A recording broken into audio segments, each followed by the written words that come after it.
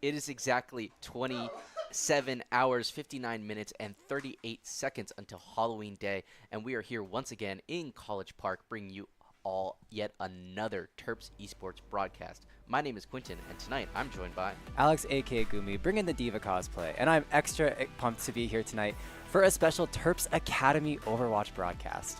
We've got a lot to cover in our pre-show, including an exclusive interview with our tank player, Breezes. Before we get into the action though, let's go over the details of tonight's Overwatch 2 match. The Terps are competing in a best-of-5 against Sam Houston Orange. This may be the Academy team's first broadcast this season, but it's their 6th regular season match in the Play vs. Ranked Collegiate League. With their 1-4 record, they're eager to show what improvements they've made this season. That's right, they may be down, but they're never out, so tonight's guaranteed to be an electrifying match. Now that you know what we're up against, it's time for us to introduce to you the players of the Terps Academy Overwatch team.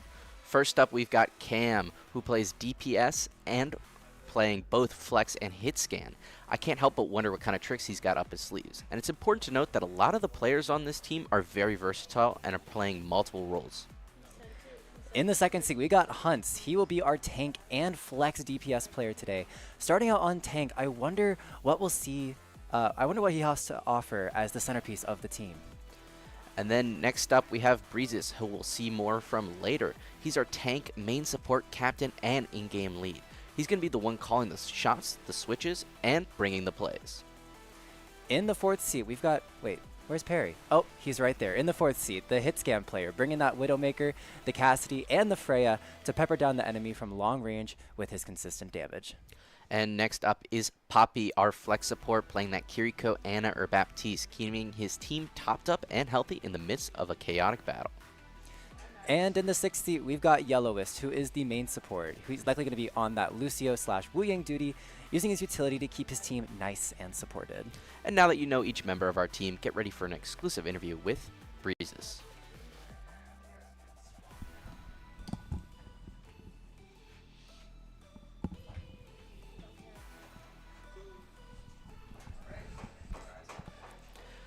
Hi, Breezes. Good to see you. How you doing? Good. How are you? I'm good. All right, now this is the first time we've seen the Terps Academy team in the studio this season. How are you guys feeling about being here? You nervous, excited, pumped? I think we're all really excited.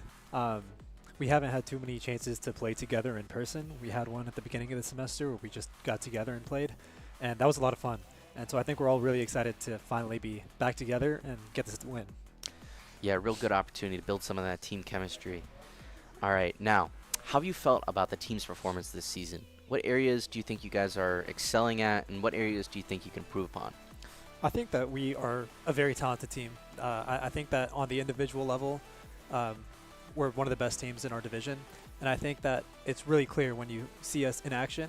And something that we've been struggling on is bringing that individual skill together and really creating that team chemistry. So I feel like experiences like this together in person, where we can feed off each other's energy, is the best we can do to help us get to the next level.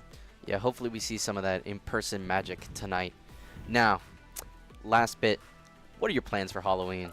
Are you dressing up as anything? Got a good costume lined up? This year for Halloween, I have a couple costumes planned. The one I'm most excited for is dressing up as Gru and the Minions with about 15 of my friends going around, so I feel like that's going to be a lot of fun. Yeah. Yeah, that's a good one. Are you going to be Gru or are you going to be a minion? I'm going to be Gru, actually. You're going to be Gru? Okay. Yep. We got the leader over here. Group leader, huh? Yeah, group leader. Got to take care of his minions. All right. Well, thank you so much for having this interview and talking with us, Breezes. And that concludes our pre-show for tonight's match. But stay tuned. We'll be right back after this commercial break.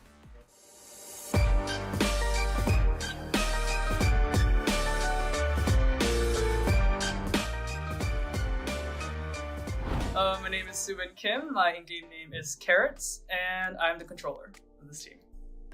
My name is Hannah, my IGN is Tuxedo Sam, and I play Sentinel for the team.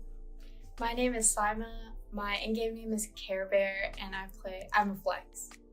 My name is Megan, my IGN is Giraffe, and I'm an Initiator. My name is Sophia, my IGN is Soap, and I'm an Initiator. Hi everyone, I'm Ayush, my in-game name is Dulcexa, and I'm the coach. For me, I think it was just really interesting to see like our names on like social media and like on a website. I'm just like, whoa, my name is on a website but so I think that was like the number one thing that kind of like just it brought the realization of like what kind of team I'm in, like what kind of position I'm in. Meeting them. It's like hard to make a woman and non-binary friends in Valorant, so it's just really nice that we have like a team specifically for that. The studio. Yeah. Oh, the studio. The Oh, studio. I didn't even know that existed. I didn't know that existed until like remember like when we first talked about the studio, I was like, what's that? When I first went to the room, I was like, oh, there's cameras and lighting. I'm just like, that's Nice computer. nice The computers. monitors So are true. crazy. Winning. Yeah. Oh, so true. Yeah. W winning. Getting into that. Yeah, that Yeah, I feel like was pretty That's cool. plastic. hey.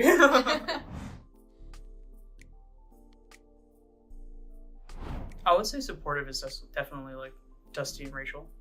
Those two. Just like making sure we had scrims down, making sure we had practice schedules down, like Dusty making sure like to pick out what we did wrong, just like, helping us improve. I think definitely. Yeah, Dusty's a very present coach, so Very. it's like he's really reliable and helped us through the whole season. Thanks, team. Yeah, he'd even like schedule things for us, like Huh. Like organize all the schedules. help us map bands and like talk to Stats, them yeah. if like realize if one of them was like unranked or something. Breaking Forfeit a rule. teams. Forfeit Making teams. teams forfeit. Maybe we don't talk about that last part. I would also say like our fans in chat, like on Oh, stream. true. Also, it was nice knowing W people chat. watching us. And the haters. Oh yeah.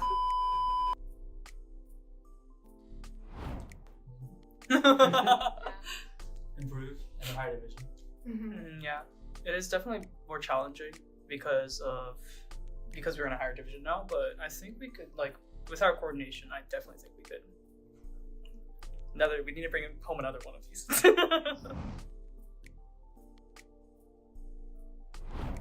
It feels great. You Yeah. guys know this is the first title that Terps Esports has won. Wait, seriously? And by really? women. Oh, seriously? Oh, First down. cool. I like playing Valorant. Have an excuse to play games. That's true. That's good. For me, I joined because, well, like I've always wanted to be on a women's team, especially like since I got to UMD, and me and Dusty had always like tried to make teams work every semester, and this was the first time it actually did work and stuck, and the people who tried out like were committed. So I guess I've always just wanted to be on a women's team to like connect more to that community. To make friends. So I had that gap, without a team for a while, and then I saw the form, and I was like, I really want to try this. This sounds fun. And then, yeah, I play Valorant too much.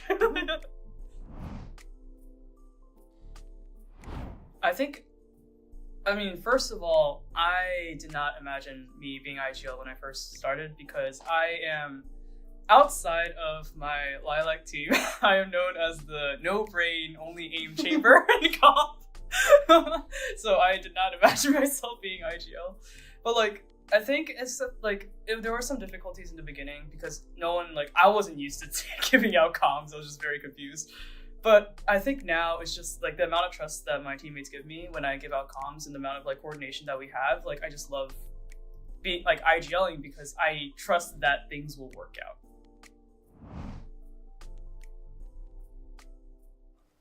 Hello everyone, welcome back. We are now in the broom closet we call the casting booth, and I'm so excited to jump into this match. We have not seen a lot of Academy this semester, and so I'm really excited to see what this team has to offer. I know we went through all the players, and something that really stuck out to me when we were doing the introductions is just how all these players play so many different roles. How can you predict what's coming if you don't know who's playing what role? Yeah, no, for sure. They when we were talking to the team, they all, it was kind of like a flurry of who's doing what, who plays what normally, who's going in playing what. Like, we have an idea of what's starting out, but totally like throughout the game, maybe, game 2, especially game 3, it's definitely going to look different. And I'm excited to see that. Our premier team, I love them. They're great. and they've been winning. They won tonight as well. But yep. we tend to see a lot of like, they love to play the meta, Yeah. and they love to really play the meta. So I'm excited tonight to see, a lot more of diverse Overwatch play. The thing with meta is that meta is what works at the highest rank because those players can play those characters exceptionally well because they're so in meta. So, it's sort of like a, what's the word for it? Any bio nerds out there? It's like a positive feedback loop. All right. But when you're playing down in like, I don't want to say lower elo lobbies, but like academy teams and like people who are playing this more for like fun to gain experience, like in a ranked league per se, you get a lot more eclectic team comps where people are just sort of playing what they're comfortable with and sort of working around that. So that being said, I hope we see some more characters that aren't picked as often. I want to see some Sombra. I want to see some Symmetra. I want to see some like Brig. I want to see what else? I want to see some Wrecking Ball, like some Diva as well. Although that's pretty in meta, to be fair. Diva, huh? Yeah, that's crazy. Huh. But yeah, there's a lot more freedom with it. I mean, I don't know about seeing a Sombra because Yes, I wouldn't want to play against that, to be fair. But yeah, we can really see pretty much anything, and that's the great thing is like they're learning, they're getting practice in. This is one of the first times, as Breeze has said, like one of the first times that they're playing all together in person. They're in the studio, so it's a good environment for them to really try to gel more, get a lot of that chemistry, play around, and definitely experiment. I mean, they are moving people around in different roles, and so we're definitely going to see what comes out of that, how this experimentation, how being together is going to mesh with them. It's exciting to see a team that is still like learning so much and is going to be changing so much, and we will probably be able to watch them change throughout the match. It's going to be really exciting to see that. And it'll be interesting, like you said, because this is sort of going to solidify what works for the team and what more so doesn't. They played 5 games at this point. They know they have a concept of what works, but it's still it's still in the works, right? They're still figuring out the kinks, ironing everything out. And so yeah, I hope that we can see them sort of come to a conclusion at the end of this game. Like, yeah. I'm raring to go. Yeah, and if any game is going to be that game, it's probably going to be this game, because what we've seen in their record is, at the beginning of the season, it was a little rough, but they've been learning. Each match outcome has become closer and closer, and so they're definitely learning, and I think this is definitely a point. Now that they're all together in the studio, we can really see some big changes. We can really see that kind of like metamorphosis of a team. Oh my gosh, yes. That being said, I do think the first map we're going to jump into is Ilios. So this is a map that we really haven't seen all that often from the Premier team. Usually we see a pretty standard Lijiang, maybe we see an occasional Oasis, but Ilios, we don't usually see that. So I'm going to call it now. We're going to see some Roadhog, specifically on Well. And for you Roadhog players out there, first of all, and second of all, I hope you're excited to see your favorite character somewhat get repped, because we never really see Roadhog. But again, like in these lobbies where players aren't as experienced or they're not taking the game as seriously, you can sort of just get away with whatever you want. I wonder if we're going to see Breezes on that Roadhog. Yeah, we might see some Roadhog, which is going to be really interesting, really fun to see. I love those clips of those hooks, especially with that Well. I mean, that's a classic. That's, ever since the beginning of Overwatch, that Well haunts people. You got to pick Roadhog on that Well. And also with Ilios, we might maybe see some Pharah. Oh, yep. On this first point here, it's a lot of open space. Really great advantage of being able to fly around, especially with having, a ginormous ledge on one side of the map. Right. Throughout the entire map. So, we'll maybe see some fun stuff because, this is a map we don't really get to see. Wow. And would you look at that? Fun stuff in question has left the building.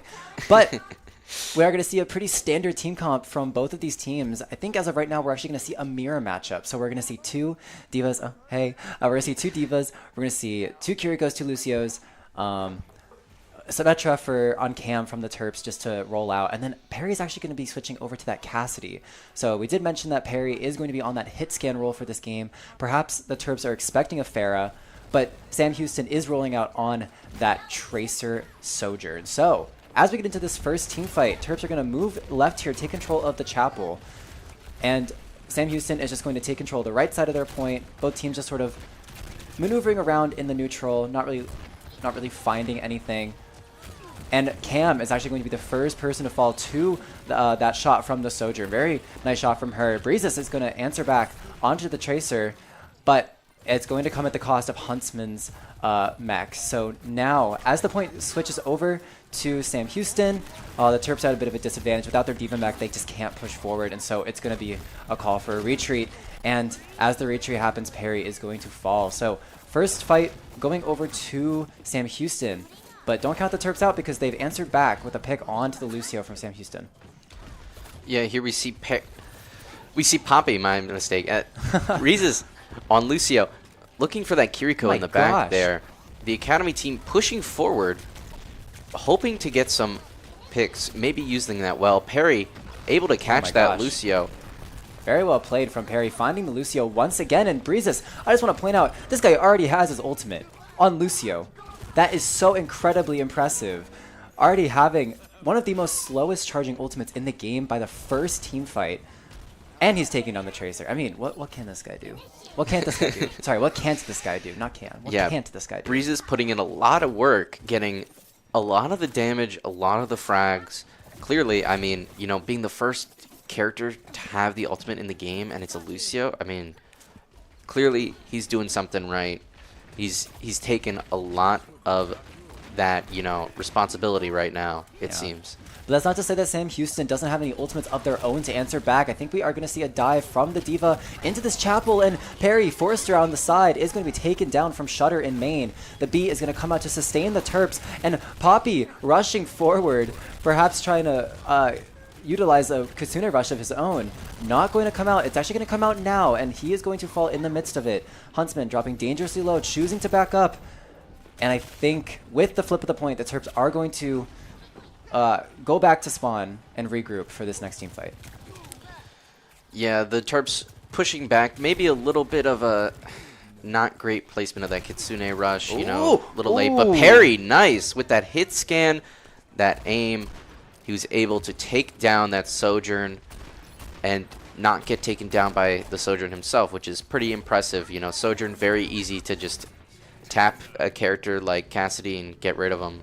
Yeah, very, very huge pick there coming out from the Terps, because then Sam Houston is not going to have that that overclock, but as Sam Houston with the Lucio B is going to come back in for this re-engage, Deadeye going to get eaten by the Diva Matrix.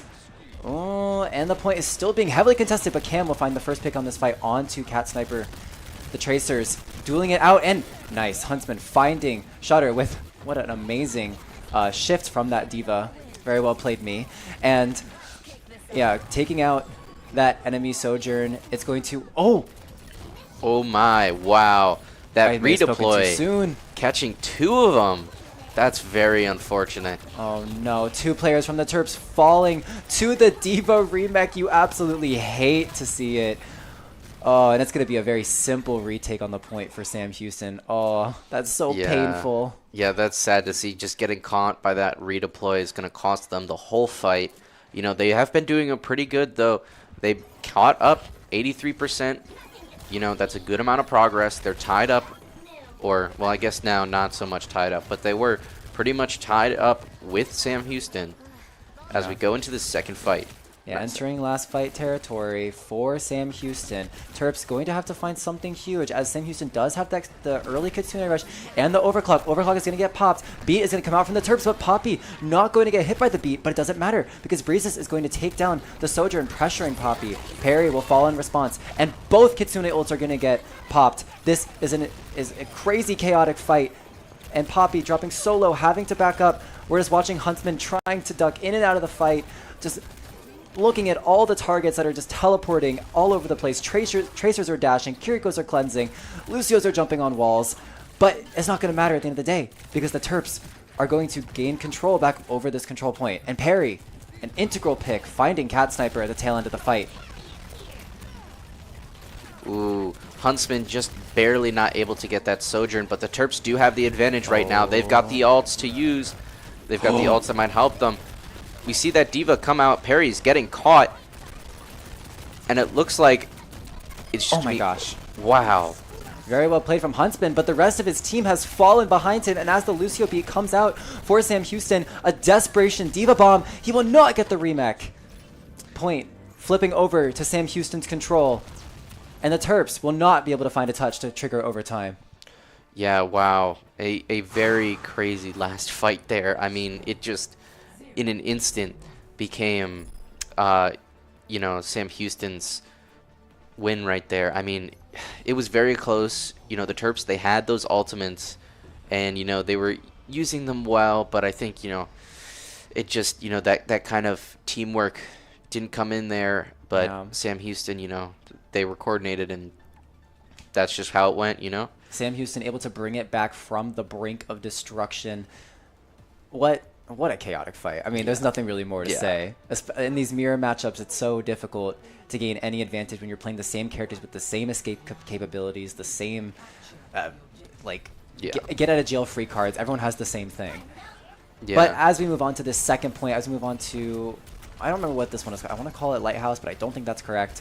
We're going to see how the Terps adapt. Huntsman on this D.Va, his performance has been crazy thus far. He's been bursting down squishies, taking down this counterpart D.Va. I've been very impressed by his gameplay. So let's see how the Terps kind of get into it on this second round. And here we have Cam looking to dive in and get somebody. That Kiriko caught out of position, and boom, Cam able to take down that Kiriko, punishing that out of position. Good plays by Cam, but it's going to let Sam Houston get that first cap, unfortunately. But Huntsman able to take their Genji, and that means Terps are taking the zone at only 6%. An unfortunate teleport and cleanse combo from Deer on the side of Sam Houston will spell his downfall. And it is a simple first fight, but Poppy, oh no, maybe I jinxed it by saying the Kirikos are going to get taken down first, because Poppy falling first in this fight, and without their main healer, the Terps have just decided that that's a lost fight and they need to back up.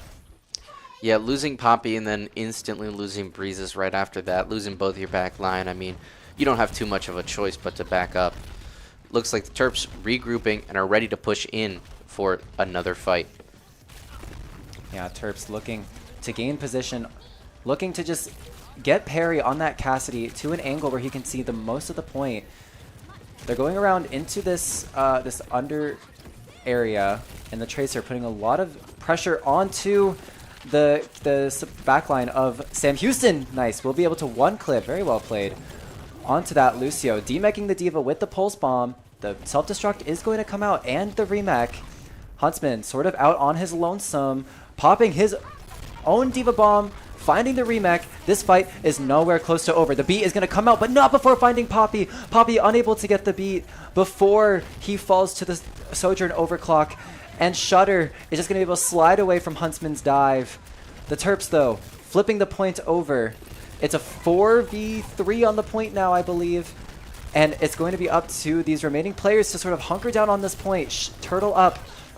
Looking for the remaining players. There are so many people in front of Huntsman right now. Well, who does he look at? They're like ants scurrying out from underneath a rock. And unfortunately, he will fall. And it'll be up to Poppy. But unfortunately, the Terps falling after that stalled out fight. 56% and counting for Sam Houston. Yeah, a very valiant fight by Huntsman there. He did a great job of just staying alive on the point as long as possible, especially, you know, not having too much support there, only getting that Kiriko near the end.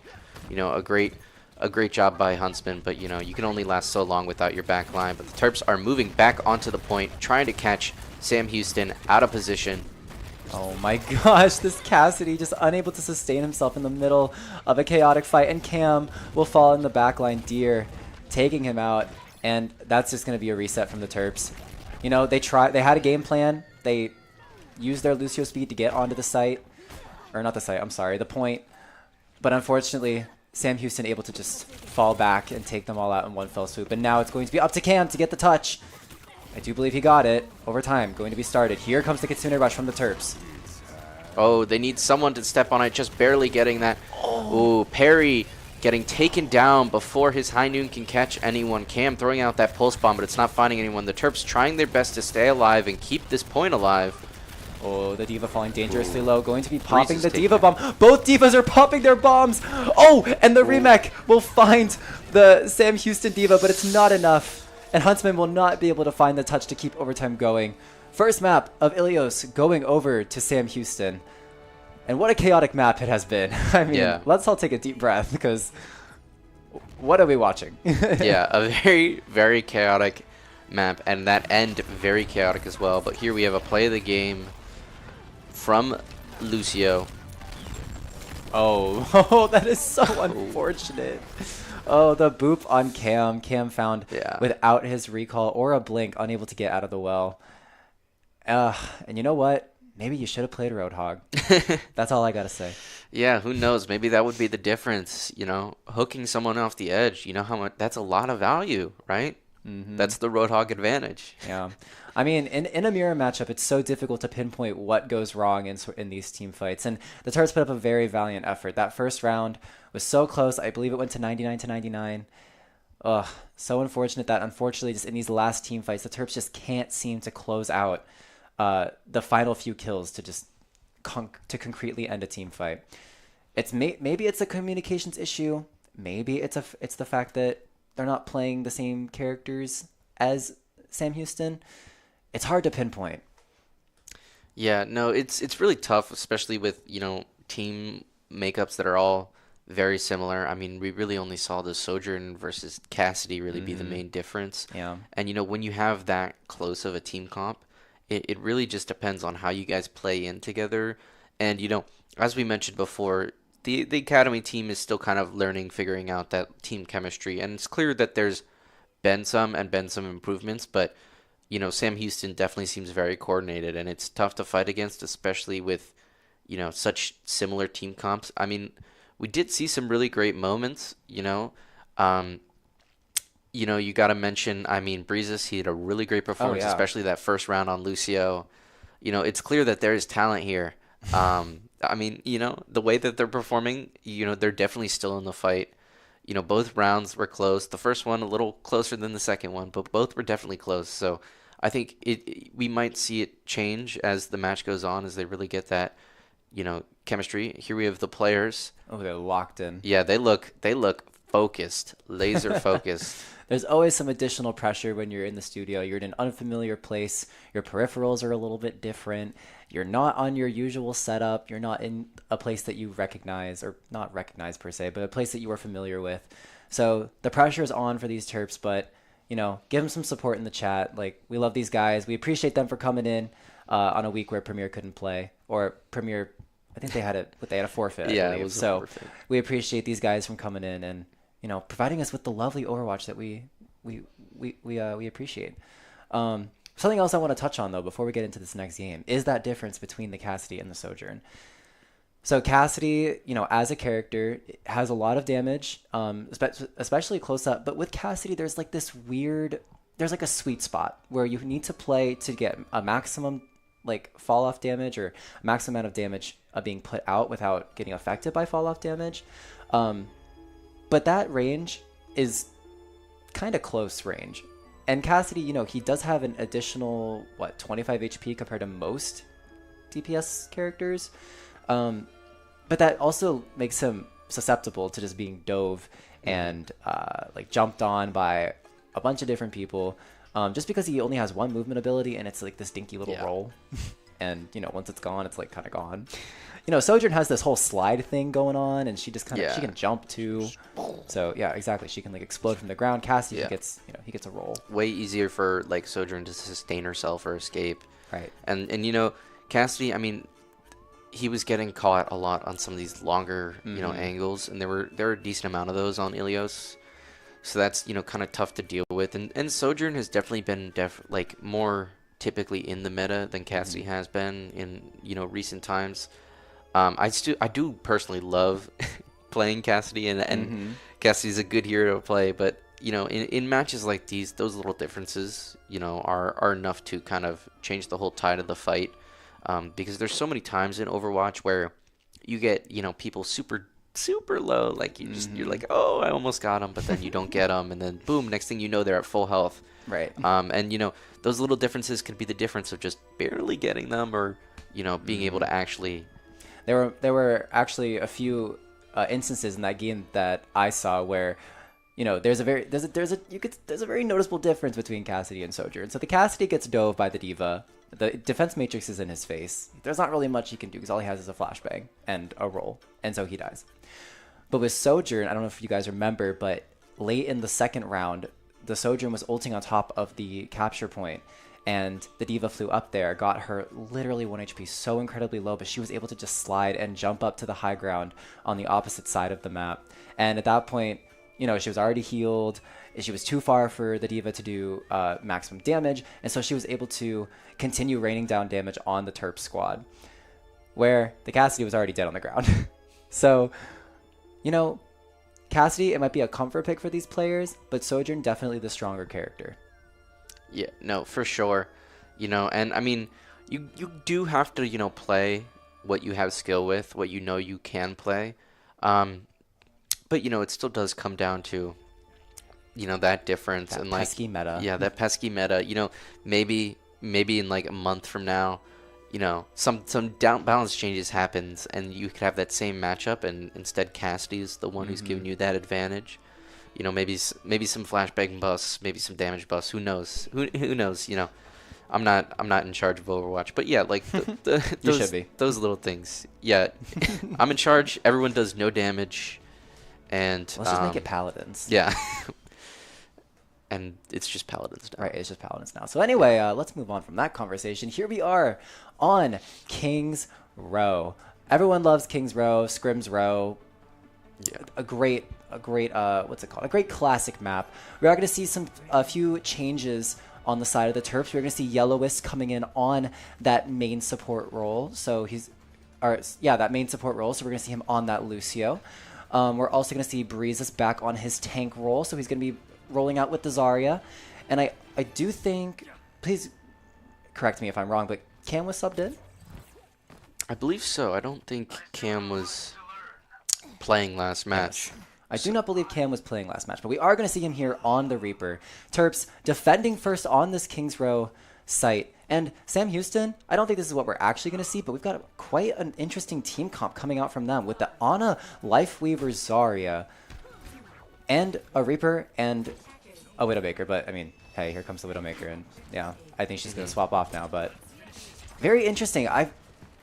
In all of the matches with Premier, we have never seen a Lifeweaver. Or an Ana, to be fair. So let's see how Sam Houston uses these underplayed characters to break this point. Yeah, no, it's nice to see a little bit different of a lineup like we were talking about earlier. Definitely, you know, very different back line picks. We'll see if the Terps can take advantage of, you know, some of those weaknesses brought by having some different, you know, back line picks. I mean, Anna's got no escape ability, so we'll see how they deal with that. Oh, Cam on the Reaper getting the bubble. The dive is coming out here onto this Freya, and Cam will take down Shudder on the Freya, but not without trading Huntsman's life. Now, Sam Houston pushing forward onto this point, and the Terps needing to stall this push. Yellow is falling dangerously low, but Cam is going to find Cat Sniper, but not without Yellowist losing his life. This Zarya on the point getting so much healing from that Ana bio grenade. And yeah, this Ana just uncontested on this high ground, just going to be able to keep the rest of her team up. Very, very good positioning from her. And I mean, there's nothing that Breezes can do except for pepper down this Zarya, but he's just being pushed back. Huntsman is going to fall, and I think this is going to be a slow but steady first point capture from Sam Houston. Yeah, no, the big thing is just that uncontested Ana. You really can't let that happen because Ana is just such a impactful, you know, support player to have. And so just allowing her to just have a perfect angle of the, you know, entire point without, you know, any punishment at all is just going to really make your team lose the advantage. Oh, oh my gosh. I believe that's a fully charged Zarya because that right click from J-Gun did so much damage. Unbelievable. Very well played from Sam Houston. And once again, the Terps are on this retreat. And this Freya, oh my goodness, Shudder on this Freya, putting so much damage into the Terps. But as the Terps regroup, they are going to have some ultimates at their disposal. That the Death Blossom, the Graviton Surge, and the Kiriko ultimate all coming out against Sam Houston's 4 ults. So, oh my god, ult battle coming out. Ooh, the Life Weaver grip coming in clutch there to save the Zarya's life after her bubble was broken. Now the Terps walking onto the point, looking to gain back the space that they've lost, and the Zarya falls. The Death Blossom comes out, but it's sort of shooting at the air because she's already dead. But Shudder in this backline, already taking down 2. This Freya is insane, but not before Breezes puts an end to the killing streak. And I can't figure out who comes out on top here.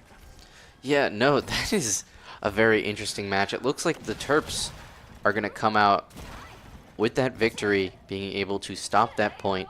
You know, some great plays, you know, a little questionable of a Death Blossom, but other than that, you know, they made some great moves, although they did let Shudder get behind and grab 2 of them, but thankfully it wasn't enough to stop the Terps.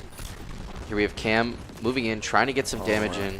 Ooh, Poppy getting a bit of some sniping going with Kiriko. We see that Grav come out. Amazing Graviton Surge from Breezes, taking advantage of the aggression from Sam Houston, and the B is going to be able to sustain the Terps through the Graviton Surge, but as the Nano Boost comes out, Breezes is going to fall. However, it is still a 3v4 on this point, so the rest of the Terps should be able to take down these remaining players, the Venture and the Reaper diving the Zarya, not able to find her as she gets support from her healers.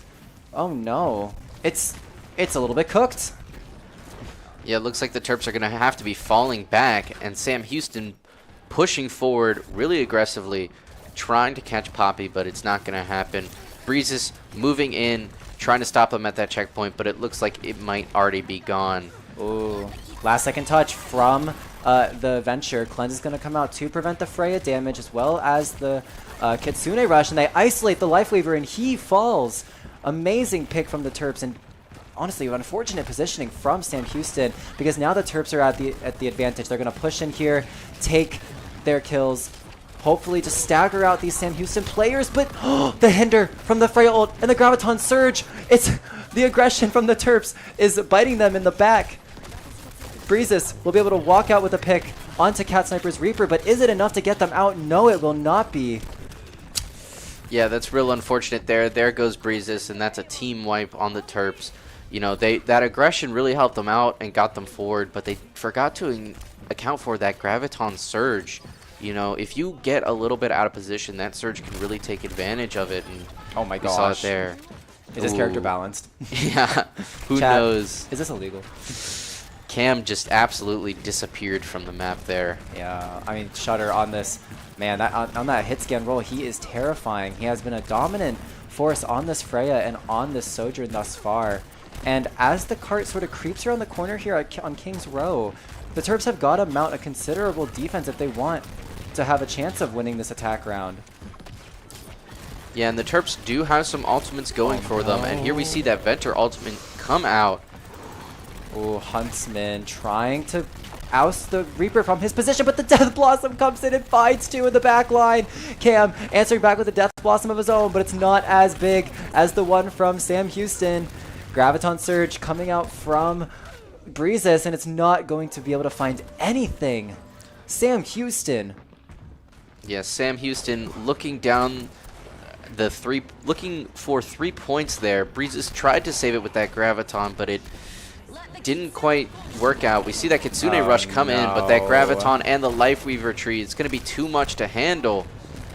The ult spam from Sam Houston, popping the tree, popping the nano boost, and then the Zarya just walking forward. Breezes is going to be on this ball, trying to stall out the time, waiting for his teammates to come back, but he's dropping so low and he will fall. And with a minute and maybe 20 seconds, I do believe Sam Houston is going to cap this point. That is, if Cam has something to say about it. Okay. All right. One more. And Sam Houston will cap with a minute and 16 on the 3rd point for Kings Row. Yeah, a good effort of stalling in the end there. but unfortunately, it's just really hard to stall for, at least 90 seconds. I think what the Terps wanted there is, when you're sort of in a losing fight and you're just stalling for, any kind of miracle, what you kind of want there is to get the time below a minute. Because if you cap the point with at least 2 minutes, then at least I think this is what happens. The enemy team will not get a chance to attack, and it will either be a loss and a draw for the team that defended. But unfortunately, because Sam Houston does cap with over a minute, even if the Terps manage to cap with a minute worth of time, they will also get an attack round. So let's just hope the Terps can get there. I have faith, because what we're seeing from them, we're seeing some amazing moments from them. It's just the ebb and flow is they're getting a little bit overzealous. We've seen them overchase a few times. We've seen them not really able to contest the high grounds that Sam Houston is playing on. So if they can make these changes, like Venture, as you guys saw in that last map, contesting the Reaper in the top right, that's a great adaptation. Venture needs to get the support from the supports on the Terps in order to keep that contesting from going on longer. So let's see how the Terps adapt on this attack round. Rolling out here on the same comp we saw them end on. And same thing with Sam Houston. Once again, Shutter on this Freya. I wonder how the Terps are going to try to contest this Freya that's just been so dominant this whole game. Yeah, no, and here we see that Venture Huntsman able to catch that Reaper with the help of Poppy with that nice precision Kiriko shot. Oh, very well played from the Terps, and now that Ana is under pressure, and Huntsman dashes forward with the drill dash and will be able to find Deer. Oh, it's beautiful. You love to see it from the Terps. They finally decided to take the high ground. Very well played from these guys, and that will be a very easy point capture going over to these guys. Yeah, no, very well played. Using their environment and also using a lot of team play together. Here we see that replay as they all go push in, make sure to take that life weaver, take advantage of it together as a team. That team play is what we've been looking for. We saw a good amount of it there. Unfortunately, though, Huntsman getting caught by that Zarya. Yeah, perhaps Huntsman getting a little bit too brave there on the Venture. I mean, you feel unkillable when you're in that Venture because you can just dash and get a shield and then go underground, then you get a Zarya bubble, and then your cooldowns are back and you can dash again. But unfortunately, there are limits, and I think Huntsman reached them.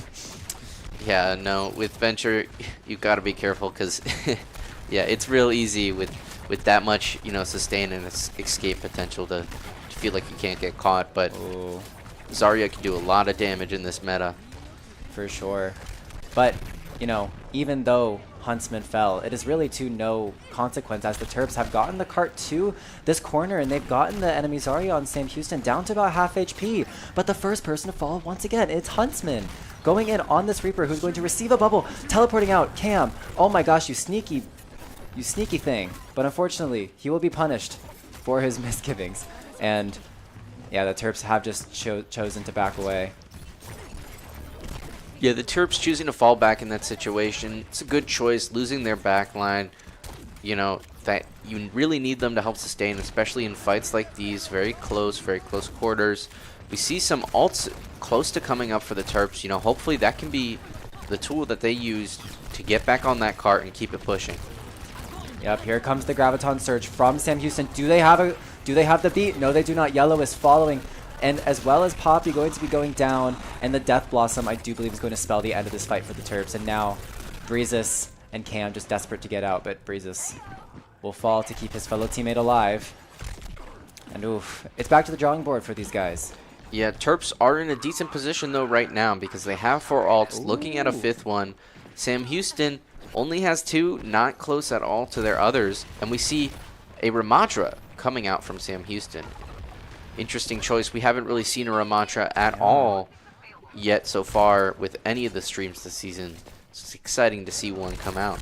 Ramattra is an interesting case because, he's not the greatest into Zarya, which is what the Terps are playing. So I'm really interested to see how Sam Houston plans on keeping this character alive because Breezes walks forward, but the pedal from the Life Weaver will move them out of the Graviton Surge, but it's not going to stop Cam from walking on the backline and finding Deer. but the Nano Boost, it's too little too late, because the Nano Boost on the Ramatra is going to sustain Sam Houston through that fight. And once again, time dwindling for the Terps. 2 minutes, 40 seconds on the clock. And we're going to see a swap from Zarya to this Orisa. Yeah, another interesting pick. We haven't really seen a lot of Orisa at all yet this season, so it'll be interesting to see, you know, especially switching off that Zarya, which can play so well against the Ramatra. The Terps do have 3 ults, though. They have potential. Hopefully see something a little different than what we've been seeing. See that Kitsune rush coming out, pushing that pressure on. Oh, Orisa is so good at taking space, and that's exactly what she did. Breeze is just marching forward with the Kiriko rush, taking down Deer on the Ana.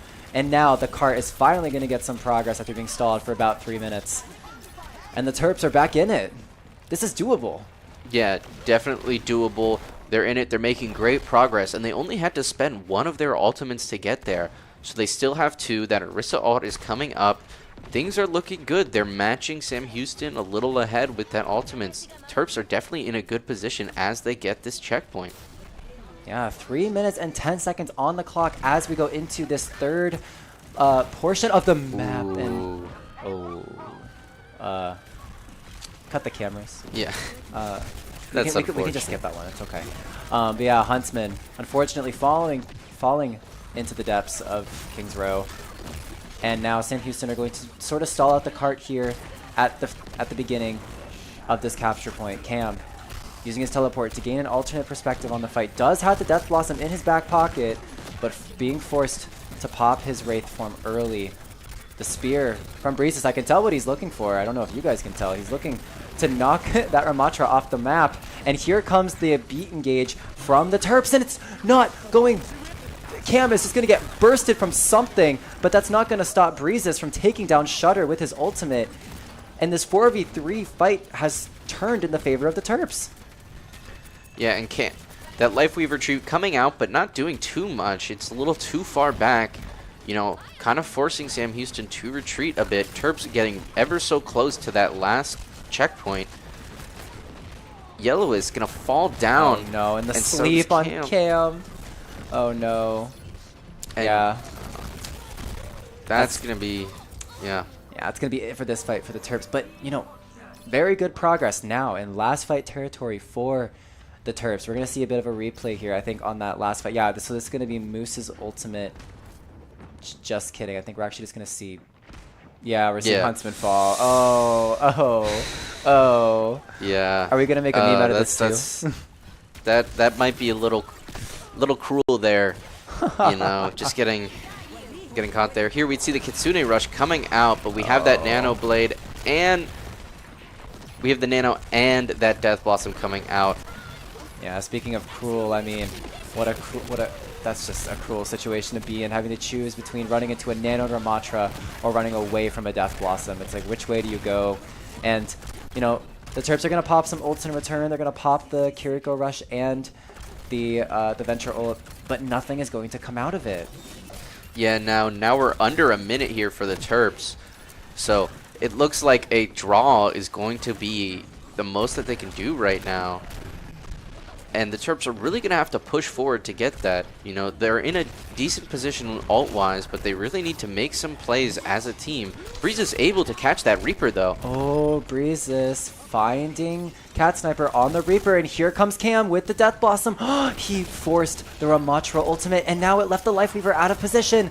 Bloobs falling on that Lifeweaver, but Yellowist, where are you going, buddy? That's the edge of the map. Don't do that. Out comes the Death Blossom, desperate to find an advantage for the Terps, able to take down one, but not able to take down the two. And Breezes, he can only sponge so much damage, and now it's up to Cam to keep the overtime. Teleporting onto the point, will be slept. Is that enough to cause overtime? Yes, the touch will be there from Huntsman and Yellowist on the Genji and the Lucio respectively. Yellowist will fall. Back is Breezes on this ball for the second time this map. Will he be able to stall it out? Not necessarily, and as the overtime wick does tick down, second map, King's Row, going to go over to Sam Houston. But man, what a valiant effort from the Terps. Yeah, no, definitely a hard-fought match there, getting very, very close to being able to tie it up with them, and just being a little too short. Here we have a play of the game from the Sam Houston Zarya. Yeah, I mean, this is where the Terps got a bit overzealous and got comboed by the Freya ultimate and the Graviton Surge, and just 4 players falling when you're supposed to be aggressing on the enemy team is just, oh, it just hurts to see, because it's like, oh, it was so easily avoidable. All we had to do was just pump the brakes a little bit. But alas, the second map going over to Sam Houston, and man, I mean, what a match. Yeah. Oh my gosh. You know, as we mentioned before, the Terps, they're getting there. They're experimenting with things. I mean, a 5-minute capture on the first point is great. That's fabulous. But then you get stalled a little bit on the second point, a little bit on the third point. You lose momentum. You lose the ultimate advantage, and you slowly lose control over the game. And it just, you can just feel it slipping through your fingers like grains of sand. Yeah. Yeah, just being able to, like, maintain that composure is really tough. And, you know, once they just start seeing it slowly go away, it just, you know, at that point, there's only so much you can do, because it just becomes less and less and less of, you know, their game.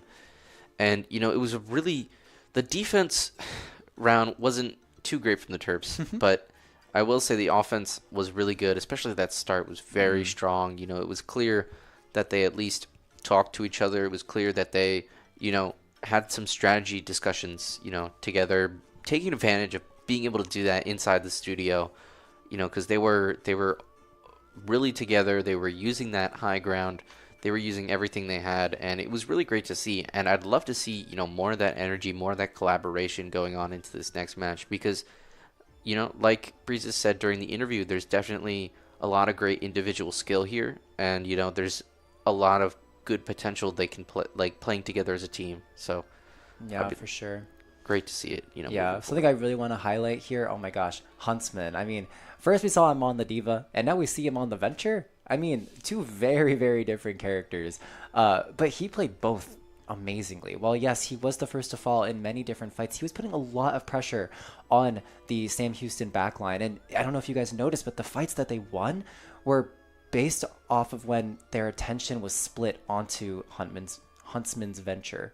So very impressive from him. Just, it takes a lot of game knowledge and awareness to realize, like, when you need to go for this flank, when you can even, like, when the pathing is even open to go on this flank, when people are going to start looking for you, like, when do you pop out, when do you disengage and get back to your team? So really great plays from him. Very impressive, as well as he was also contesting these high grounds that we mentioned last time were super, super pesky. So we are seeing these adaptations from the Terps. It's just, you know, it's just that little bit, it's that little bit of a push to get over the finish line that they're missing. Yeah, no, for sure. It just, you know, needs a little bit of a difference. I will say Huntsman did do really great. Venture is definitely a tough character to learn. and you know, very, very different from what we saw Huntsman playing before. I mean, Diva is just, it is weird to see, you know, the same person playing both of those characters. Yeah. You know, but that's part of the fun that we have with this academy team. Right. Is we're going to be seeing more things like that throughout this match, throughout the next one.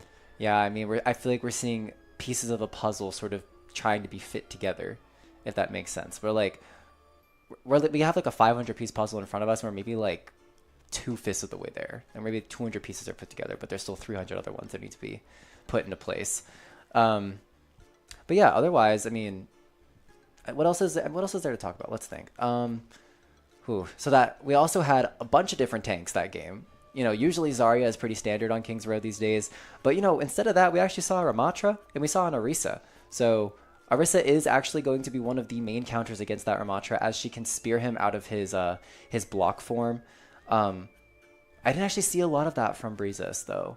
I mean, even just the knockback. Because once Ramatra is out of his effective range, then he can't just like run back up to you, because you're going to shoot at him and he'll die. So, you know, interesting from the Terps. We saw a lot of success with that Orisa, a lot of success with that Venture. So I wonder, as we move on to our third map, which is going to be Servasa, once again, more of like a brawl heavy kind of move together as a team sort of map. So I wonder if we're going to see like this Venture again, but this time less of a flank Venture and more of like a I'm in your face Venture. Yeah, no, that's definitely a real possibility. I mean, You know, Flashpoint, I love watching Flashpoint because it is such a just up in your face game mode. It's fast. It's always going constantly. And Who needs so, to aim when they're right there? yeah. Yeah, exactly. You know, playing it too, a lot less stress on my part, right? You know, and so like yeah, we could really see that Venture get all up in that face. You know, we're probably gonna see Reaper again. Yeah, You know, a probably. lot of A staple. lot of the classics. Yeah, but I do want to see like what kind of unconventional stuff they do. I mean, Flashpoint is one of the few modes where you have a little bit more of freedom with who you choose, especially with something like your tank. You know, not normally. I mean, we saw more today at least. You know, because King's Row. I mean, the last time we saw someone other than Zarya on King's Row has been. Oh my gosh, it's been months, I think, actually. I mean, like maybe you see a Reinhardt. Kings Row is like has been historically a Reinhardt map, but honestly no longer. I think it's Zarya's playground now. So yeah, I do hope we see. I hope we see. I'm gonna make a prediction. I hope we see a Wrecking Ball, but I don't know if Breezes even plays that. So That's a good point. I don't even know. Yeah. Well, I guess we'll see. I guess we'll find out. Yeah. We'll find out. I mean, it'd be cool to see a Wrecking Ball that is not there just to stall. Oh my gosh. I mean, we had a few weeks ago, we had Tony play a little bit of that ball, and that was fun. We got a really great clip out of that of him hitting a Roadhog right off the map. Oh yeah, that was beautiful stuff. But it's always that unorthodox stuff that sort of catches the enemy team off guard. And you know, if you don't really know how to play against a ball, then you're gonna crumble pretty quickly. Yeah. So, I guess only time will tell. Yeah, only no. time will tell. And like that's a great way to like fight against, you know, some of these gaps. Like in, you know, how Sam Houston seems to have a little more chemistry, a little more experience playing as a team than our academy team. You know, a great way to get past some of those gaps is, you know, give them something they're not used to playing against. You know, that they don't have those reps in, they don't have the practice in, and you know, ball commonly is something like that. You know, I doubt we might see it here, but historically Winston has been a bit of a thorn in our side here. Oh yes, the infamous Winston on Gibraltar. I remember that. Oh yes. And you know, something else, I can't believe I forgot about this, but heck, we saw a Lifeweaver in that game. Oh yeah. That is, I think that is probably one of the least played characters in competitive play of all time. Yeah. So the fact that we're seeing it here and the fact that it's working, there might be some merit to it. I mean, Lifeweaver remains. Where you at? Hello. Although one thing I will say though, Lifeweaver, it requires a different play style. When you play Lifeweaver, you're not going to want to group up as much because your defensive ultimate is not as strong as, say, a Lucio beat. So if, you know, all 5 members of your team are in a Graviton Surge, sure, you can put up that tree, but the enemy team is most likely going to burst through that armor. Whereas, you know, Lucio giving 800 armor and then it decays over a few seconds. Lucio just having that a much better defensive ult in that sense. But, you know, at the end of the day, Sim Houston really didn't seem all that bothered by it. No, yeah, their Lifeweavers seem to have been pretty effective. You know, I feel like we haven't really seen a Lifeweaver since probably when he came out around that time. So it was cool to see, but that tree was definitely a bit of a problem, you know, not really finding its, you know, finding its place. It tried to be what the Lucio beat is, but it couldn't really be it. Can we have Lucio beat? We have Lucio beat at home. Lucio beat at home is just Lifeweaver tree. So do with that information what you will. So, but now that we're, you know, now that we're back on this map, we are actually going to see some more changes from the Terps. I think we are actually now seeing Perry on that Lucio. We're just switching Lucio players left and right. Felt that. But Sam Houston, and I was hoping this from the Terps, but, you know, I'm okay if we see this from Sam Houston too. They're actually rolling out on this Wrecking Ball. Ooh, I'm excited, but I also know that playing against Wrecking Ball is one of the more infuriating things in this game. So let's hope the Terps can shape up and ship out as we go here on the first Flashpoint of Servasa. Yeah, no, interesting to see that hamster there. You know, maybe we have a few Sam Houston people in here listening. Got a request. Poppy able to get that Sojourn, though. Good start for the Terps. And boom, There Yeah. goes that Lucio. Yeah, take that, stream snipers. Yeah, don't mess with the Terps here. First cap going to the Terps. And looks like Sam Houston is going to take a few steps back, try to get the 2 that they lost back up together. Come in for a fight. Looks like Huntsman trying to scout it out. Huntsman on this Tracer. So we've now seen Tracer, Genji, Venture, and Diva from this person. I mean, literally, what can't he play? Very versatile in that sense. And, you know, it's really working out because putting so much pressure on this enemy Tracer, already forcing the recall from the Tracer on Sam Houston, and now looking for the Sojourn, who has been a thorn in UMD's side, just looking to make it so that she can't really sit comfortably on this left side here. And yeah, now the Terps are going to walk forward onto this conglomerate over here. And Cam finding Bloobs, Breeze is finding Deer. Just beautiful stuff from the Terps. And even though Perry will fall, Sam Houston has been sent back to spawn. And now I think we're close to a full capture on this first capture point. Yeah, no, it looks like it. Sam Houston is going to have to be really fast. Maybe we're going to see that ball come barreling in here. But it looks like that they might be rethinking everything as UMD gets that first point. And we see that Winston come There's no in. way. Wow. Okay, so Okay. we mentioned 2 tanks. And we have seen both of them so far. Interesting things going on. Curious. Suspicious things going Right. on. I feel like there's an imposter among us. Bum bum. Ba-da-dum. But here we see UMD looking like on the point first, although it isn't quite up yet. They're looking to get that first capture, sending a few shots their way, trying to protect this zone. Winston going to be diving in on Kiriko, and it's going to get Poppy out of position. Poppy, rest in peace. Going to get dove on by that Winston, and unfortunately that will spell the rest of the Terps' doom. And now, as we go into the second flashpoint, Sam Houston finding their first possession of the game. Yeah, no, Sam Houston getting that zone, being able to pretty effectively take those Terps out, really taking advantage of that momentum of catching Poppy out of position. So it looks like the Terps are going to be staying a little more centralized as a response here. But Tracer going to be diving in from the back, throwing that bomb down, and it's not going to catch anyone, just barely. Oh my gosh. Both pulse bombs kind of doing nothing, except for giving Breeze his charge. But now the Terps have just decided, you know what, we don't care about this dive. We're just going to walk onto the point. Here comes the Death Blossom finding Bloobs. Both Lucio players have fallen, and Poppy will trade.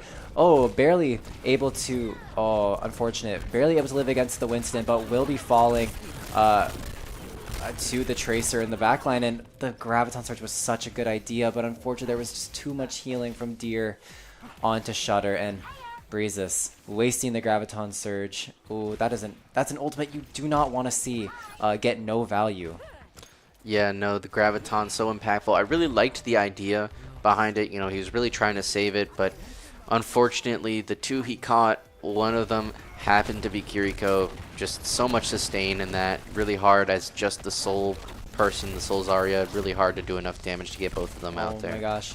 Perry trying to support his teammates on this Lucio, but unfortunately he's going to become the dive target himself, falling dangerously low, not able to use his sound barrier to keep his team alive, and he's going to be the first to fall in this fight. And with 7 seconds before the flashpoint unlocks, I think we are going to see another first point possession from Sam Houston. Yeah, no, looks like it indeed. Sam Houston getting that first point possession. The Terps looking to just regroup. Huntsman not letting them get that easy pick. Trying to flank them, trying to put some damage in, distract them, give an opening for the Terps. Doing Dare I say they were having more success on Venture? Yeah, no, there's definitely... I take it back. You know what? Yeah, I'll put a sock in it because Cam's just going to walk forward and just left click onto the Lucio, and it's enough to take him down, and no one can take care of him. Oh, he solos the Tracer. Oh, this guy. What a menace on the Reaper. And yeah, that is going to be a very convincing switch. Oh, is that a wow. Oh, is that a 4K? I see. Oh, okay. Cam going crazy on the Reaper, getting the Terps the cap on that point. Who is this diva?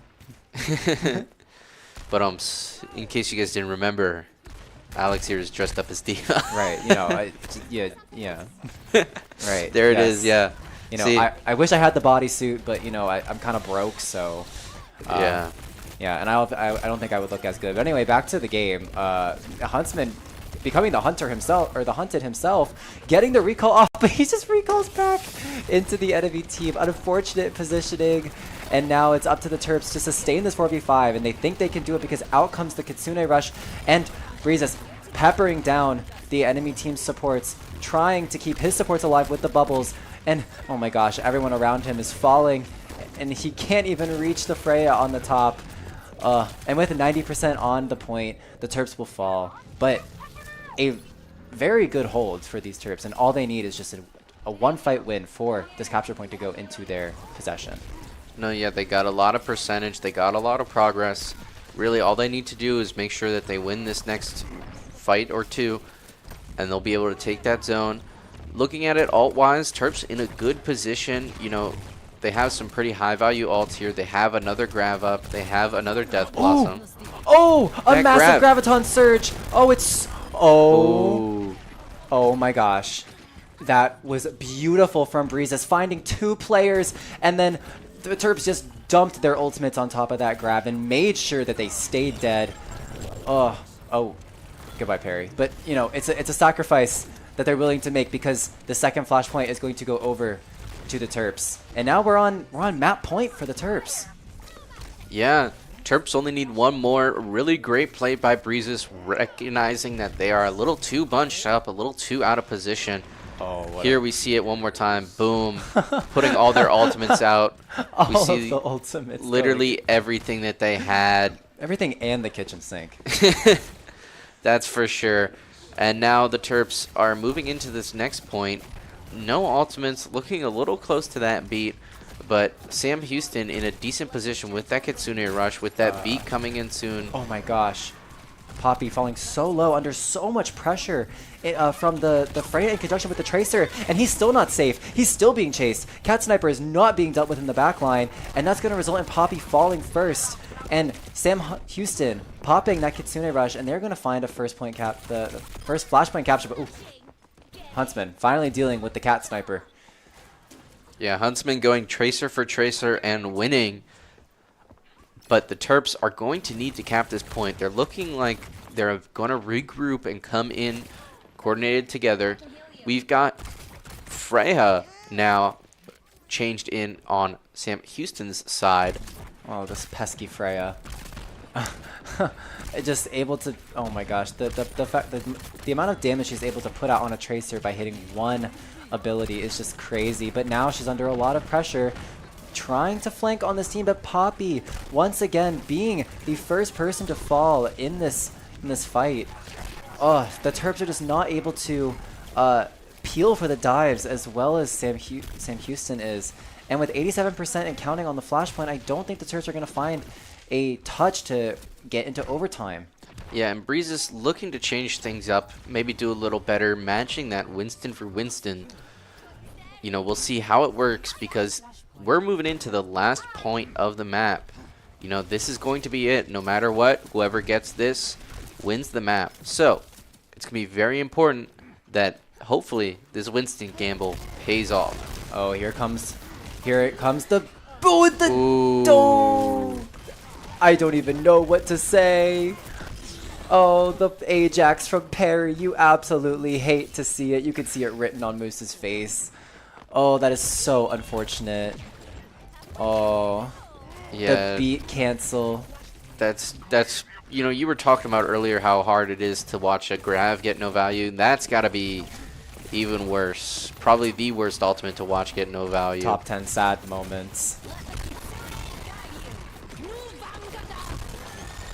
Yeah. All right, we see Kitsune Rush coming out, and Cam is going to get 2 of them. Cam been going off this match, and boom, there goes all of Sam Houston, or almost all. That Freya still alive, and oh my gosh, still alive, and now gone, but able to get Perry, you know, in that last little bit there, unfortunately. But the Terps are going to take that point, and now we're moving into about 30% here.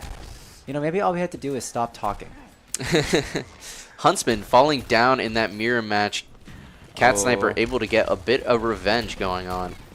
Oh my gosh. Yeah, Cat Sniper going for the Pulse Bomb, unfortunately, is going to miss, and the Death Blossom is massive. Found one, finds two, taking down Bloobs and Wyjagon on that Winston, and now it's up to Breezes and the remaining members of his team to finish out this fight, and they should be able to because Huntsman is back.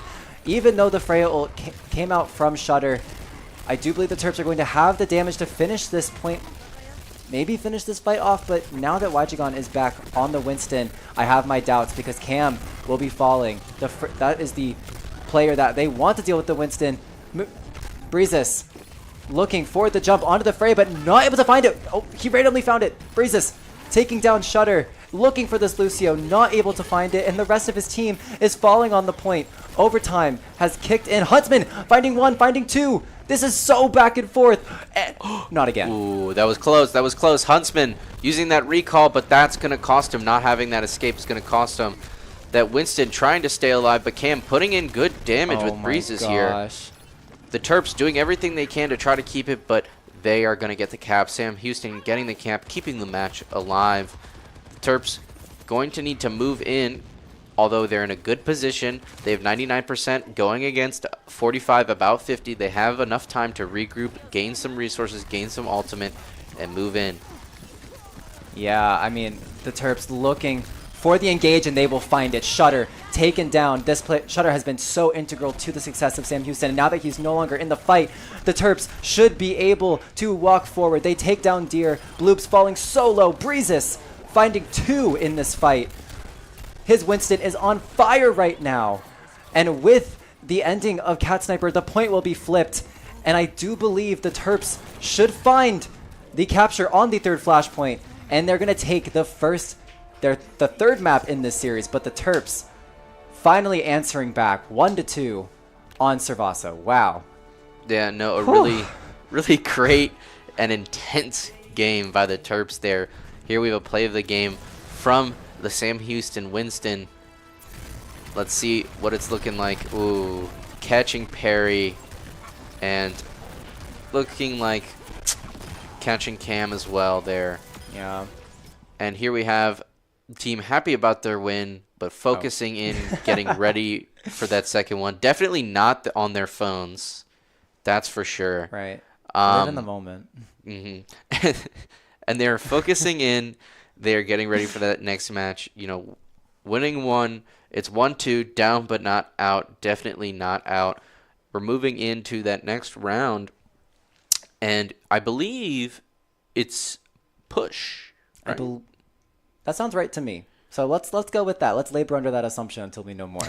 But yes, very well played from the Terps. And something I noticed about that last map is the Terps decided to take control of what was going on. I noticed that they were taking more fights on their own terms. They were playing quicker. They were engaging with the Winston, with Breezes' Winston, just doing so much work. Really just playing their own game rather than having Sam Houston force them to play their game. So great adaptation from the Terps. I think the Winston helped them dramatically, just to sort of get them off the ground, I think. So, yeah, but very well played from the Terps. Yes. Yeah, no, they were definitely very coordinated. I'm running out of things to say. Yeah, they were definitely very coordinated, and you know, what I like to see is they were adjusting their team comp a lot too. They were adjusting out. Moving him was working. That Winston change was definitely a big one. I mean, you know, that Winston that they were playing against was, you know, really, really impactful as well. But they were able to respond with Breezes' Winston that, I mean, as we saw, especially near the end there, had some huge impact. So definitely great to see a lot of good adjustments coming in from the Academy team. Yeah, very well played from them. I really loved seeing how they adapted just in their own dive and peeling for their supports.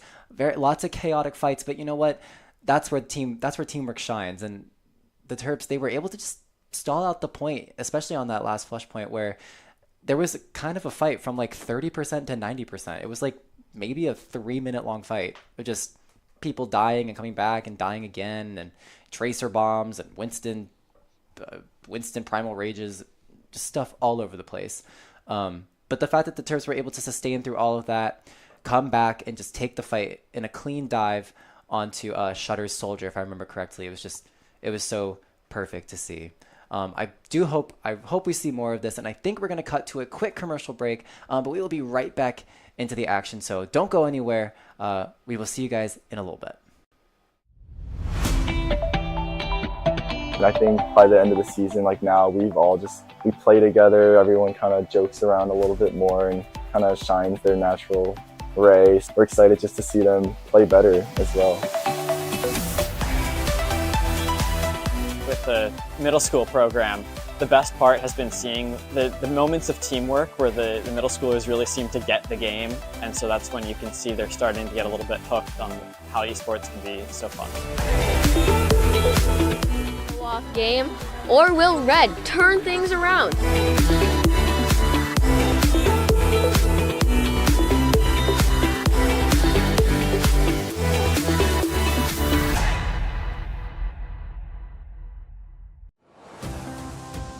Terp Adventures. Take flight at STAM. Host to countless Maryland events, programs, performances, and more. Feed your body, feed your mind, feed your soul. Let your talents soar. Dance, sing, perform, find your thing. Join more than 800 student organizations and clubs. Find community here. Leadership lives here. Art thrives here. With space to grow. We're all just kids at heart. Let your imagination fly. Compete. Play. With wings on our feet. Here your spirit can fly. Here your soul lifts up. Here you remember those who came before. This is STAM. This is the Center for Campus Life, where Terp adventures take flight. You belong here. Come fly with us.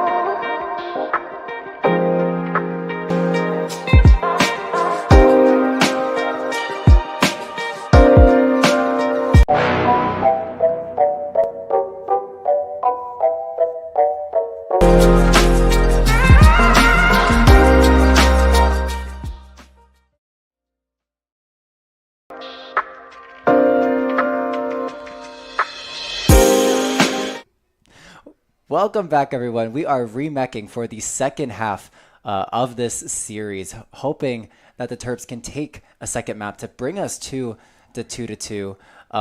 And so, yeah, I hope that what we're seeing on this push map, which I believe we've confirmed to be Esperanza, let's hope the Terps can take this map so we can get best of 5 up in here. I'm excited. Yeah, I hope the little commercial break didn't nerf this academy team's performance. You threw one in there. I had to throw one in there. You got me there. But, we're moving into that push map, and I think, push is it's pretty much just as crazy of a mode as Flashpoint. Mm-hmm. So hopefully we'll see some good stuff coming in from the Terps. I mean, it's been it's been a little chaotic to watch any of these matches, but I mean especially that last one and this one. And so I definitely have good hope for the Terps moving into this next match. I think what we are going to see, though, Esperanza is honestly not that... how do I put this? It doesn't really inspire... what is the word for it? Oh my gosh. It doesn't inspire different team comps. You usually play the dive team comp. So that's going to be your Genji, your Tracer, your Winston or Diva, and then, your typical supports. So Lucio, Kiriko, I don't think those have changed all game, except for on King's Row, or all series. So let's see how the Terps sort of respond to that dive. We've seen the Terps have a little bit of trouble, specifically on Ilios, keeping teammates alive in the midst of a dive. So let's see how maybe they can pick a different support. Maybe they can play more on top of their tank as a support. I'm interested to see what they're going to do. And I think we're actually going to see a Brig. And, that makes me think that I think Lucio is banned. Yeah, definitely. Since we're seeing Brig, there's a decent chance that Lucio might be banned. They do hero bans for each map like we normally do with the Premier team. So there is a decent chance that Lucio is banned. I do like seeing Brig though, because we don't get to see Brig often. I personally enjoy playing Brig as well, so it's at least a treat for me to see. And of course we have the Winstons. I mean, this is just dive central, so Winston. And now it's actually funny because we're actually going to see the Sojourn on the Terp side and not Sam Houston. So let's see if what I said earlier holds up. That Sojourn does win out in the matchup against this Cassidy. But firstly what we're seeing is Wyjigan jumping out because he's under a lot of pressure. But Huntsman, first one to fall in this fight. And the Terps are going to smartly decide to just group up on this high ground and prepare to wait for their teammate to come back. But Cam catching an anti-grenade to the face, but it's okay because he's got his teammates there to back him up. Seeing this Brig perspective, it should sort of clue you guys into like how careful you need to play as a support and as a DPS. Look at all that cleave damage from the Winston. Like, there's so much damage coming down on these guys, and they're trapped in this corner, and Breezes, all he does is walk out, and he just gets absolutely blown up. So unfortunate, and I think it's going to crumble from here. The supports are going to be ousted from the corner, and the car is already at the first checkpoint. Yeah, no. I mean, when you're playing against a Winston, the last thing you want to do is get caught in some small little area.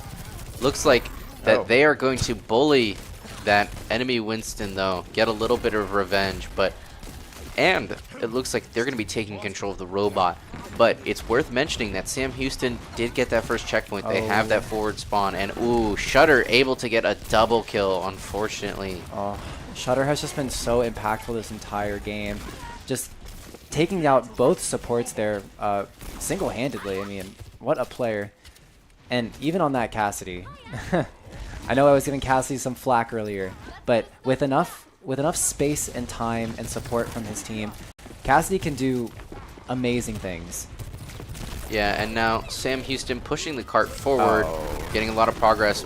Poppy getting caught by that, but Breeze is able to get Shutter, and Cam hitting that Ana, the nano shot. Breezes moving forward with that nano, trying to take advantage of it. Perry falling down, though, unfortunately, and there's Cam as well.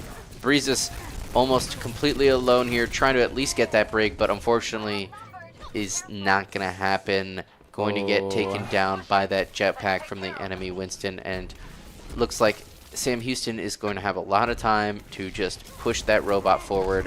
Already at almost 100 meters, getting pretty close to that endpoint already.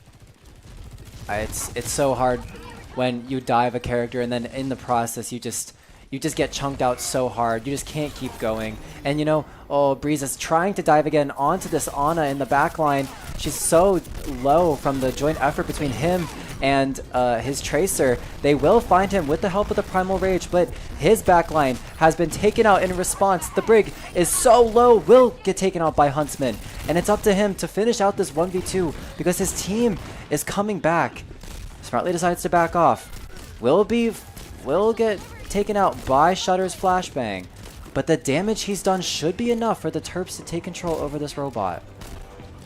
Yeah, no, Sam Houston getting very, very close to the Terps spawn, but the Terps able to take some of that advantage now. And Sam Houston having to fall back here. The Terps are in a decent position to get a little bit of a comeback going, but they're going to have to win this fight right now.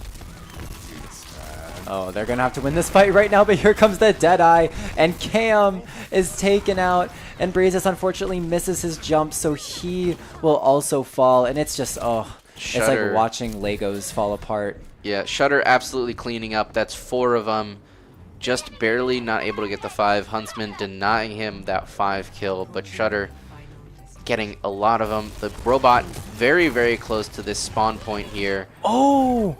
Huntsman, the pulse bomb was almost perfect. It sort of field goaled 3 different players. And Poppy deciding to pop that rally to keep his team alive. Unfortunately, he will be the first to fall in this fight. But the anti-nade on the Winston on the cart. Cam looking to do as much damage as he could, but with the Nano Winston in his face, there's only so much he can do. And he's sniped out by that Nano Monkey. But I do think Perry will be able to deal with it. Yes. And now, the Terps don't quite have control over the robot, but they will finally take out the remaining players of Sam Houston, marching that robot back towards the midpoint. Yeah, the Terps hoping to get some progress here, but they're going to have to push the robot pretty far now. Sam Houston probably just over this bridge here. And here we see Breezes. He's diving in. But he's taking a lot of damage. We see that Ana Nano come out. Ooh, Cat Sniper able to get 2 with that pulse bomb. Oh no. Unfortunately getting both of the supports for UMD. And Huntsman able to at least get their Ana. But looks like they're going to be overwhelmed. Cam falling down. And Sam Houston is going to get that robot running back to UMD spawn. That fight was going so well, but unfortunately with the double pulse bomb on the supports from Cat Sniper, there's not enough healing for the Terps to be sustained. And in response, we are going to see Breeza swap onto this Hazard, which is not a tank we've seen this entire series, yet is a dominant one nonetheless. And why is a Tracer 1v1 going on back here? What's this bonanza? Absolute bonkers from these two. And Huntsman just has to watch his back as he waltzes towards the health pack. But you know what? Huntsman playing, once again, that distraction role. Doing just fine to get the pressure off of his teammates. Yeah, UMD pushing this bot forward, but Shutter able to catch Huntsman out of position there. Looking to get more. We see that Brig ult coming out, that rally. Yeah, the rally coming out, looking to push forward, looking for anybody to stun out of position. And Cam falling to literally 1 HP, but everyone from the Terps seems to be intact. Poppy going down shortly after. And now, with the Primal Rage in the back, we need to keep Perry alive, but he is going to fall. Breezes also falling, and Shutter and his Winston walking forward to secure the full cap. Oh, and the Deadeye is just the cherry on top. Yeah. And that will be map 3, going over to Sam Houston in a pretty clean fashion. GG, well played. Unfortunate, but I mean, you gotta hand it to him. Sam Houston played that map so incredibly well. Yeah, no, and here we see the play of the game from Shutter. Definitely well deserved. Shutter was putting a lot of impact in here, getting a lot of hits. Here we see that Deadeye getting that Sojourn and then being able to clean up Breezes. And then looks like getting Perry at the end there. You know, Shutter definitely playing super well, making a lot of impact. Probably the MVP for that map. I mean, Sam Houston did play it really well. I hate to say it, but UMD didn't even get any progress. Yeah. So I think it just comes down a little bit to, I mean, map knowledge, like being comfortable in a comp. I mean, we saw UMD play this dive comp before, and they had great results. But the thing that changed was the backline. Ana and Brig are far less aggressive than your standard Kiriko Lucio. Kiriko and Lucio both have great escape tools. Ana and Brig, not so much. Brig has her shield bash, but usually after she shield bashes, she's pretty vulnerable. And then Ana just has no movement capabilities whatsoever. So both harder characters to play, harder characters to position with, and maybe the Terps found that a little bit more challenging. Sam Houston, though, I mean, their break was, honestly, I don't really know. Wasn't really paying attention to what they were doing, but they were keeping their Winston alive. They were keeping the Tracer, so they were keeping Huntsman in check. So maybe I think it's honestly just a comp thing, a familiarity thing. Let's take another look at our players. Once again, this is the first time the Academy team has been in the studio. So again, really big thank you to all of these players for coming out and showing us some great Overwatch. I mean, really appreciate these guys coming in when they've, under lots of pressure, like I said before, new place. So just one more big thank you to these guys. Yeah, no, they've definitely, done a lot. I mean, it's a lot of things are very new for them. A lot of them are new to the program, new to college, new to playing on this team.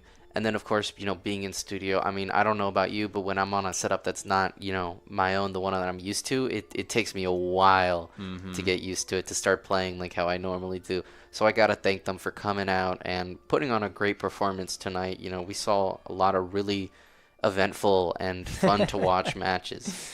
Yeah.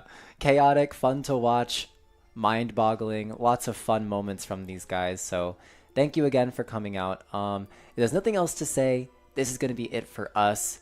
Before we go, though, we do want to thank our sponsors. We want to thank the Philip Merrill College of Journalism, the Recreation and Wellness Center, and Playwire for sponsoring us. Thank you guys for allowing us to put on the shows that we do. And once again, this has been Alex, a.k.a. Gumi. And I'm Quentin. And it was great seeing you guys here. Have a great Halloween. Stay spooky. Peace out. What am I pointing at? What am I pointing at?